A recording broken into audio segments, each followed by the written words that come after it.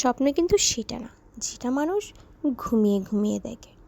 স্বপ্ন হচ্ছে সেটাই যেটা মানুষ বাস্তবে রূপ দিতে পারে।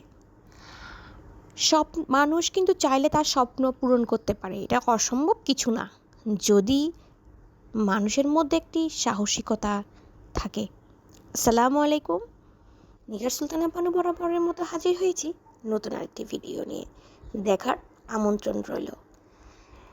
আজকে ভিডিওটি হচ্ছে একটি চালতার আচার আপনাদের সাথে শেয়ার করেছি। সিম্পলভাবেই করেছি, এই যে পাঁচফোড়ন, তারপর হচ্ছে জিরা, কাঁচামরিচ, রসুন, আদা, পেঁয়াজ, এইগুলো দিয়ে কিন্তু রান্না করেছি চালতার আচারটা।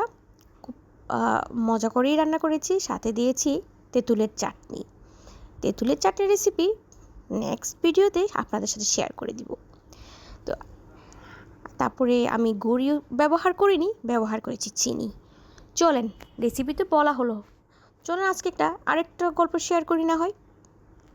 সেটা হচ্ছে তিনজন ভিক্ষুক একটা বাড়ির সামনে ভিক্ষা করছিল। সেই বাড়ির মানে যিনি স্ত্রী ছিলেন, উনি কাপড় শুকাতে দিতে বাইরে আসলেন। যখন বাইরে দেখলেন যে তিনজন ভিক্ষুক বসে আছেন, তো ভিক্ষুকরা কী করলো, এসে তার কাছে জিজ্ঞেস করলো যে তোমার কর্তা কি বাসায় আছে? তখন মহিলা বলল, জি না, আমার কর্তা তো বাসায় নেই, সে তো কাজে গিয়েছে। তখন ভিক্ষুকরা বলল, আচ্ছা ঠিক আছে, কাজ থেকে আসলে বলবে আমরা তিনজন ভিক্ষুক আপনার দরবারে এসেছি, আপনার দুয়ারে এসেছি। তো বলে আমাদের নাম হলো সম্পদ, সাফল্য আর ভালোবাসা, আপনি একটু জানিয়ে দিবেন। তখন মহিলা বলল, ঠিক আছে, আমার কর্তা নাই তো কী হয়েছে, আপনি আমাদের আমি আছি, যা লাগে আমিই দিব, আসেন আপনি আমার বাসায় আসেন।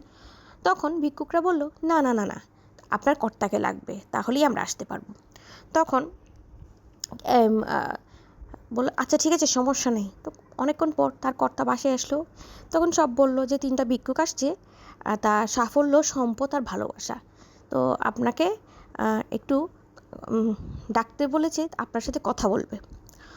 তখন লোকটা তো খুব খুশি হয়ে গেল। তখন বললো, আচ্ছা ঠিক আছে, যাও, তারা কী বলে শোনো। তখন ওরা তিনজন যখন আসলো, এসে বলল যে আমাদের তিনজন থেকে কেউ একজনকে আপনার কর্তাকে বলেন ডেকে নিতে, যাকে ডেকে নিয়ে যাবে আমরা আপনার বাসায় ঢুকবো। তখন কর্তাকে সব বললো তিনজন থেকে যে কোনো একজনকে আপনাকে ডাকতে বলছে, আমি কাকে ডাকবো? তখন কর্তা বলল, তুমি একটা কাজ করো, সম্পদকে ডাকো। তো স্ত্রী বলল, না না, সম্পদকে না, সাফল্যকে ডাকি। তখন তার হাজব্যান্ড বলল যে না না, সম্পদকে ডাকলে আমরা সম্পদশালী হয়ে যাব। কিন্তু তার স্ত্রী বলল, না, সম্পদশালী না, আমরা সাফল্যকে ডাকি, আমরা অনেক সাফল্য করতে পারবো, যদি সাফল্য আসে সম্পদ আপনা আপনি আসবে। তো ঝগড়া করতে করতে এক পর্যায়ে তাদের মেয়ে বলে উঠল, বাবা শোনো, মা শোনো, সম্পদও লাগবে না, সাফল্যও লাগবে না, তোমরা ভালোবাসাকে ডাকো, ভালোবাসা ডাকলে হয়তো আমরা অনেক কিছু পাবো। তখন তাদের কথা শুনে তার বাবা বলছে, ঠিক আছে, সমস্যা না, আমার মেয়ে যখন বলছে ভালোবাসাকে ডাকতে, তাহলে ভালোবাসাকেই ডাকবো। তখন মহিলা গিয়ে বলল, ভালোবাসা, আপনি আসেন। তখন ভালোবাসার সাথে সাথে সম্পদ এবং সাফল্য দুজনই যেতে শুরু করলো। তখন মহিলা বলল, আমি তো তিনজন কেন, আমি তো শুধু ভালোবাসাকে ডেকেছিলাম। তখন তারা তিনজন বলে উঠল, দেখেন, ভালোবাসা যেখানে, সম্পদ আর সাফল্য সেখানে।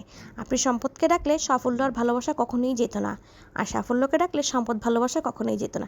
আপনি যেহেতু ভালোবাসাকে ডেকেছেন, সম্পদ আর সাফল্য অবশ্যই ভালোবাসার সাথে যাবে। মনে রাখবেন, যেখানে ভালোবাসা থাকবে, সম্পদ সাফল্য অবশ্যই সেখানে থাকবে। সেখানে আরও একটা জিনিস থাকবে, সেটা হচ্ছে সুখ। খেয়াল রাখবেন, ভালোবাসা যেখানে থাকবে না, সেখানে এগুলো কোথাও কোনো কিছু খুঁজে পাবেন না। তাই সবাইকে বলবো, নিজের পরিবারকে ভালোবাসুন, নিজের পরিবারের মানুষকে ভালোবাসুন। সম্পদ সাফল্য জীবনে অনেক আসবে, কিন্তু পরিবারের ভালোবাসা কখনোই সবসময় থাকে না। তাই নিজের পরিবারকে প্রাধান্য দিন। আসসালামু আলাইকুম, সবাইকে অনেক ধন্যবাদ।